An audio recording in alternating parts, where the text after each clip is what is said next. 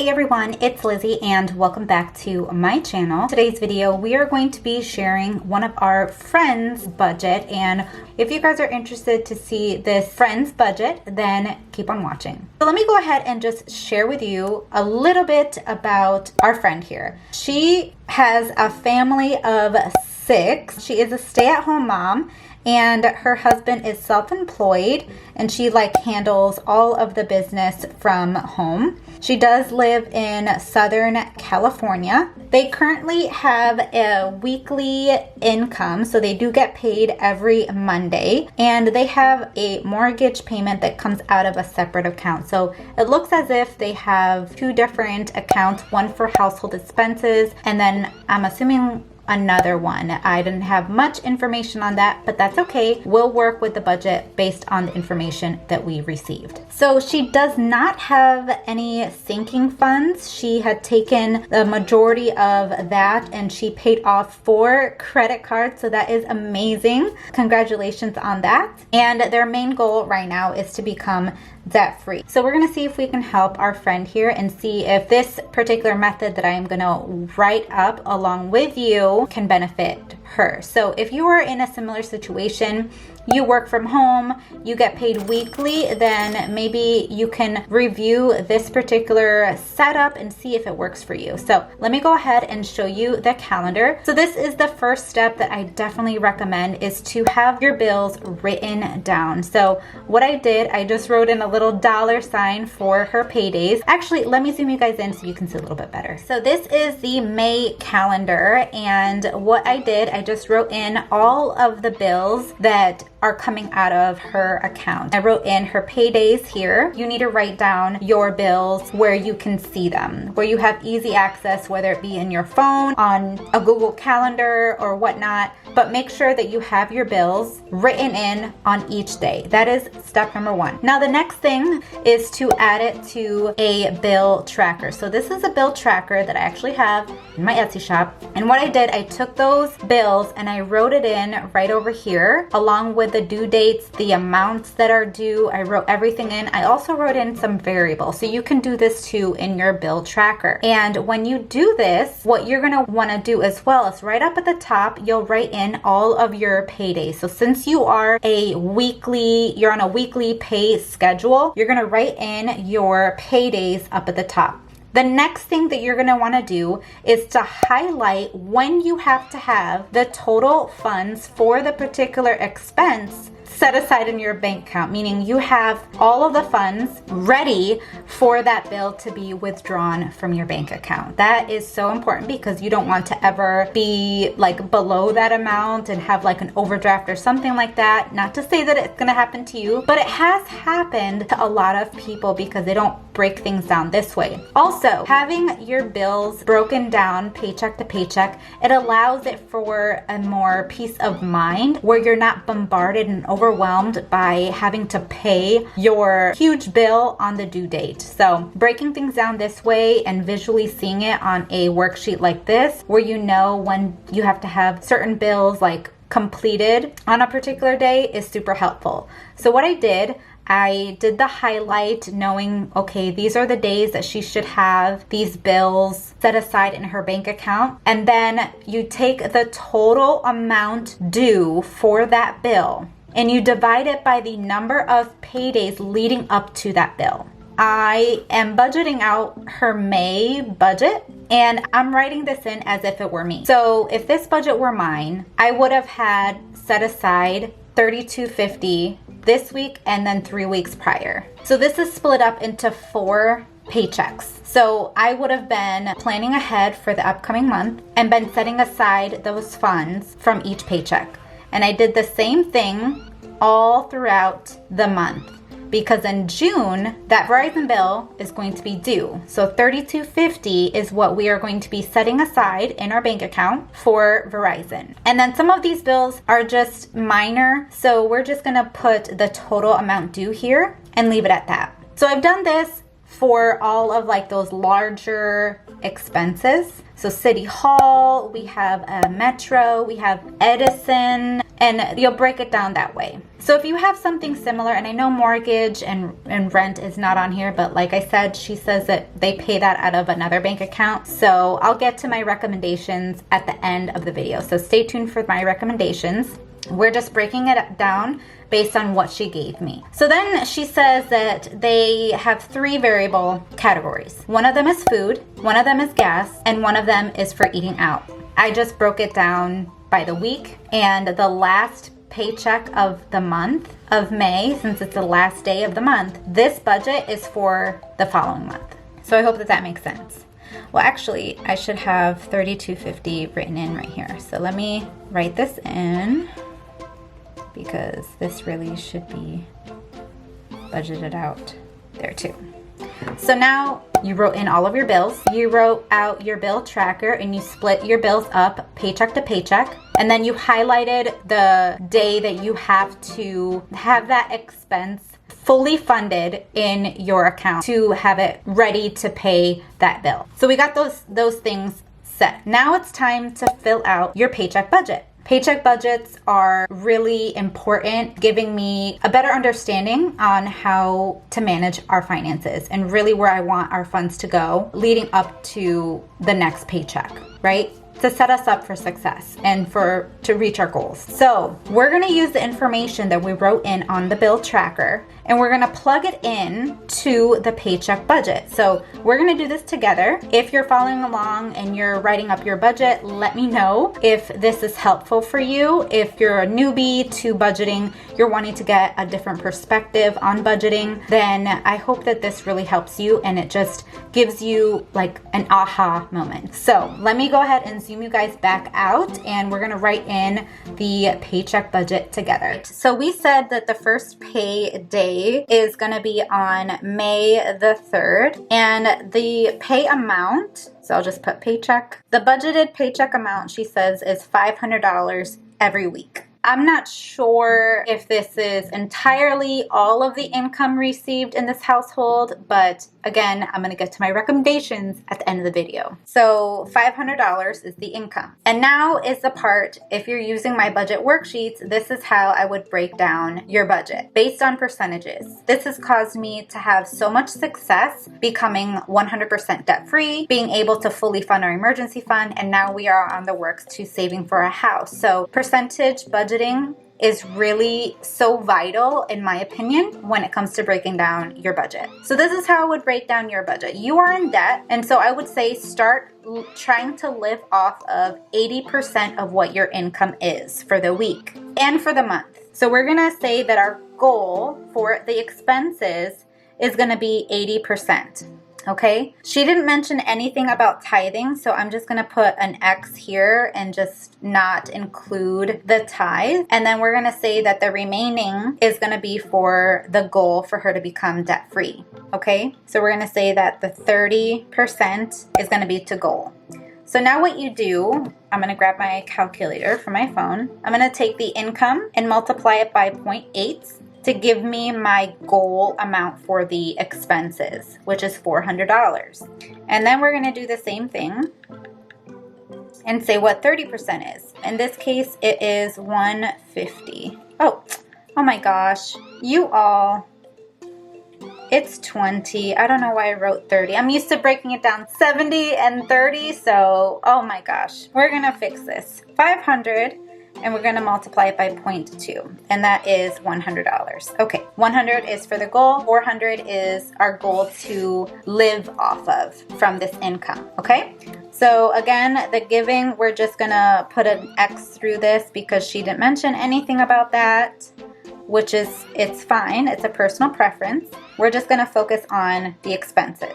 With the expenses, we're gonna get this from the bill tracker. So what I'm gonna do, and yes, I'm doing this on my iPad, but these are on paper form, so you can totally follow along on actual like pen to paper. So I'm gonna take this entire column and we're going to mark off and transfer onto our paycheck budget. So that's what I'm gonna do really quickly.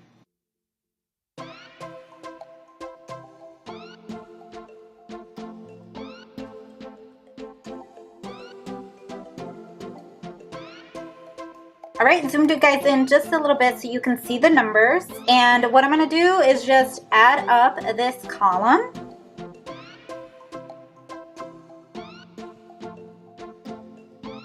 Okay, so I'm getting 245, and then what we're gonna do is take the income of 500, and we're gonna subtract the 245. This gives us a remaining balance of 255, and then we're gonna take the 125 and then the $50, and that gives us 175. So taking the 255, oh, let me fix that. 255 minus 175, and that gives us $80. So already, I'm sure you can see, we have gone just a bit over what our goal amount is for this particular paycheck. Now, it could just be this one paycheck that this happens to. That's okay. We're still with $80 for her to be able to apply it to her debt payments. She says for her sinking funds that she took everything out and saved and put towards the 4 credit cards to pay them off. So it looks like sinking funds is really not a goal of hers, so we're not going to focus on sinking funds. All right, I'm gonna get to recommendations again at the end of the video. One thing that I forgot to mention is that she does have a savings account. She has an emergency fund set up. So she has $10,000 in there, which is awesome. We're just gonna go ahead and say extra debt. We're gonna apply the $80 to that. And then that's gonna cause us to have a zero-based budget because we had $80 remaining up here, and we applied that remaining to the debt. So that's the first paycheck. Now let's see how the second paycheck looks like. So one thing I do want to mention is that you have to make this a part of your schedule. Making weekly budget, monthly budgeting a part of your schedule. This video is sponsored by Skillshare. If you don't know who Skillshare is, they are an online learning community and they have thousands of classes taught by creatives for creatives. And if you were ever wanting to explore and learn something new, then this is definitely for you. And they have so many classes ranging from illustration, productivity, classes for freelance and entrepreneurs. So the sky's the limit, honestly. You can find something that is of value for you. One class, I'm actually going to show you this right here, that is so important. It's a class taught by the founder of Skillshare, and Michael is his name. He taught a class, Real Productivity, Create Your Ideal Week. And I love the fact he mentioned the importance of really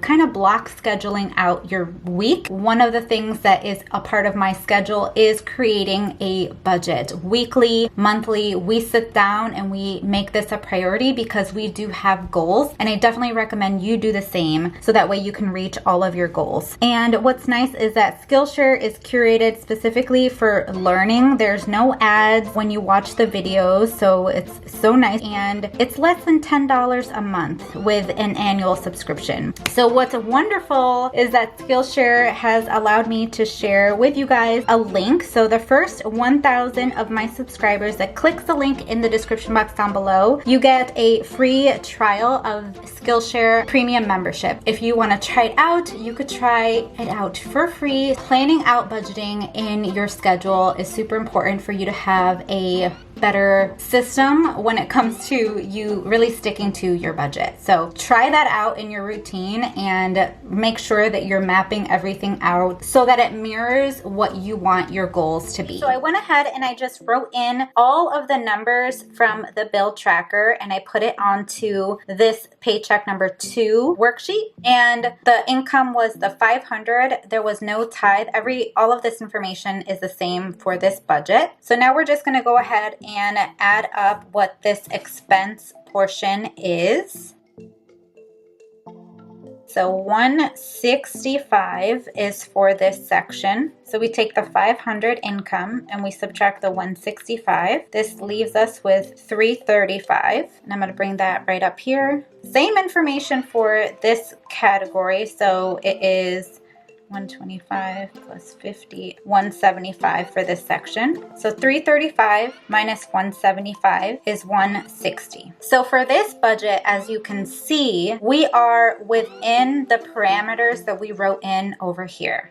Okay, we're actually above by $60 for the goal. So now for this paycheck, based on what she is wanting to do to become debt-free, so we're gonna go ahead and take that amount, the 160, and we're just gonna bring it down here for her to make an extra debt payment of 160. And those two cancel each other out, leaving us with a zero-based budget. So what I want her to do is to just use this model and go through the bill tracker for the rest of the month and fill in all of these bills. Try to aim to live within that 80% rule. Now again, there's probably other income that we're not accounting for, but this is how she could reach her goal using the weekly pay schedule and breaking things down by percentages. So now is the point of the video where I'm going to get to my recommendations. And I have a few. I just have a few recommendations.